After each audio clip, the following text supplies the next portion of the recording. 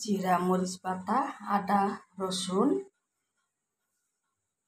স্বাদ মতো লবণ, স্বাদ মতো হলদি পাউডার, গোটা রসুন, আলু,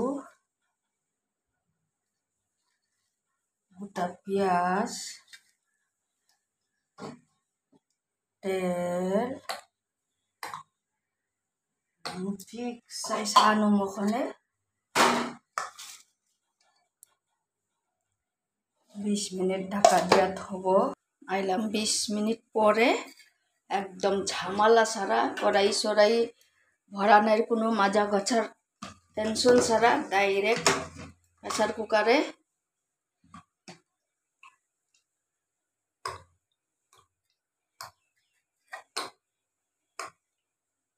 আন্দাজ মতো তেল,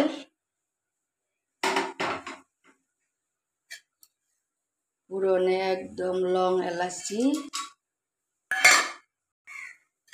সামান্য জিরা,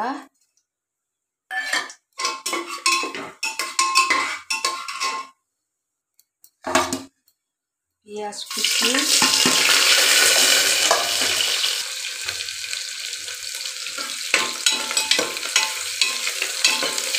ভালো করে লাল করে কষায় নেব।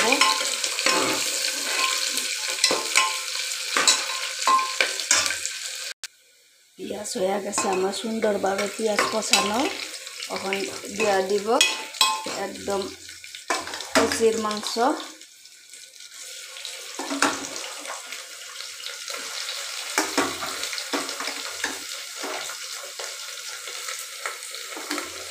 খুব অসুবিধা হচ্ছে ক্যামেরার জন্য, ক্যামেরা অফ করে একদম সব ঢেলে দিলাম।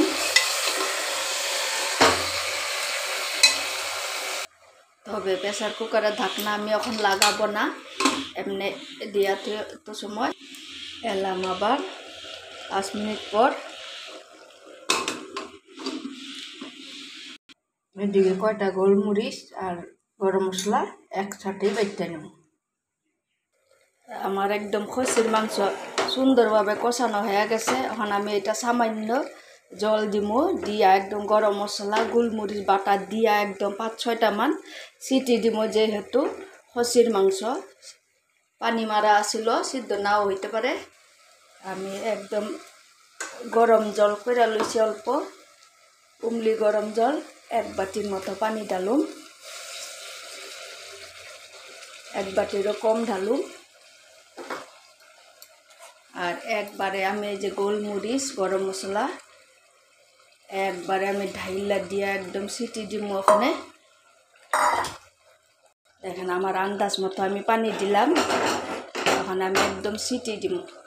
এখন আমি ঢাকনা লাগাইয়া দিলাম, অনেক কয়টা সিটি দিলাম, 6-7টা। এখন আমি এটা নামাইয়া দেখি আসলে এইভাবে কেউ রান্না করে কিনা আমি জানি না।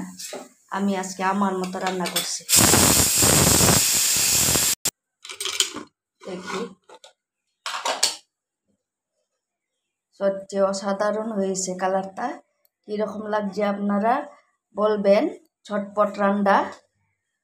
Thank you.